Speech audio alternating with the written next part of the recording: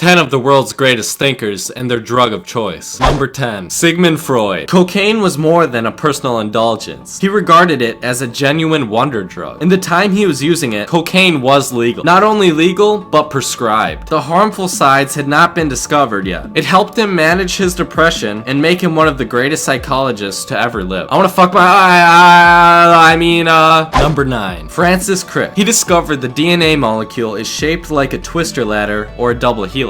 Crick and James Watson solved the structure of DNA. Crick thanks his findings to LSD. In an interview in 2004, George Harker recalls talking with Dick Kemp, a close friend with Crick, about how universities would use small doses of LSD as a thinking tool. Number 8. Thomas Edison. He frequently used cocaine elixir. In 1863, French chemist Angelo Marini invented wine treated with cocoa leaves, the active ingredient of course being cocaine. Edison loved this drink, and as I said before, he would regularly use this. Edison invented many different things, including the light bulb and the movie camera. He goes down as one of America's best inventors and greatest thinkers. Number 7. Paul Erdos. He is well known for working 19-hour days even into his old age. He would frequently show up to his colleagues' doorstep and demand they open their minds to mathematical dialogues. He is remembered as one of the greatest mathematicians to ever live. He published more peer-reviewed papers than any other mathematician. He has written many books and peer reviews about math, and I would definitely suggest you check those out. Number 6. Steve Jobs. He said that LSD was one of the 2 or 3 most important things I have done in my life. He felt that there were parts of him that the people he knew and worked with couldn't understand because they hadn't tried psychedelics. Steve Jobs also said, "Bill is basically unimaginative and has never invented anything."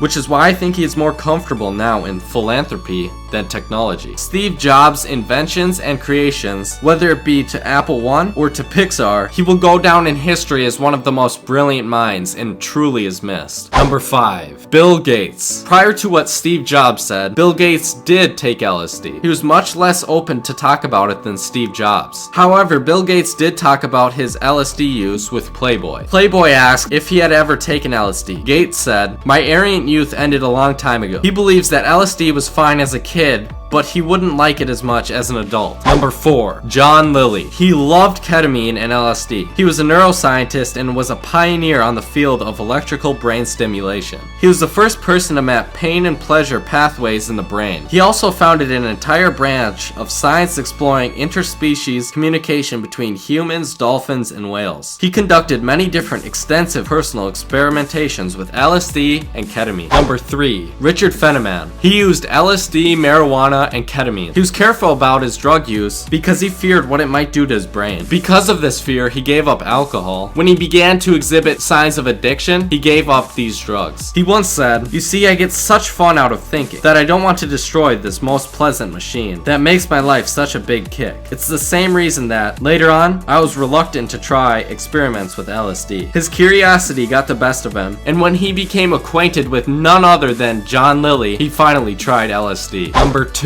Carl Mullis. Like many other great thinkers, he did use LSD. He drastically improved on the PCR technique. He improved upon it so significantly as to revolutionize the field of biomedical research, securing himself a Nobel Peace Prize in chemistry in the process. He took a lot of LSD in the 60s and 70s. He said, much more important than any courses he ever took. Number 1. Carl Sagan. In my opinion, he's the smartest astrophysicist and cosmologist. He is also a strong advocate for marijuana's use in enhancing intellectual pursuits. He smoked more than on a regular basis. He attributes many of his findings to marijuana. Thanks for watching, and smoke weed every day.